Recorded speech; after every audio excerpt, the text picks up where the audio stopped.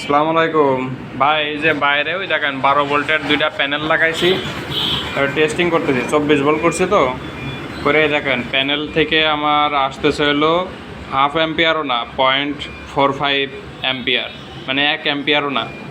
আর এই দেখেন আমার কন্ট্রোলারে বুস্ট করে দিচ্ছে কত, বুস্ট করে 1.2 মানে 1.5 এম্পিয়ার মতো করে দিচ্ছে আর কি। মানে বাইরে তো কোনো রোদ নাই তো আসলে, মানে একেবারে মানে মেঘ মতো অবস্থা, কোনো রোদ নাই, এই হালকা পাতলা আলো হচ্ছে ওইটাই।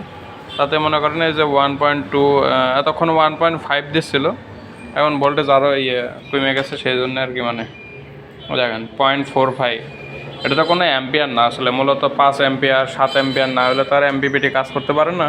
তারপরে যতদূর পারতেছে করতেছে। এটা হলো আপনার 40 অ্যাম্পিয়ারের কন্ট্রোলার। এরকম 60 আছে, 70 আছে, 80 আছে, 100 আছে, যেরকম কন্ট্রোলার লাগবে দিয়ে দেওয়া যাবে না।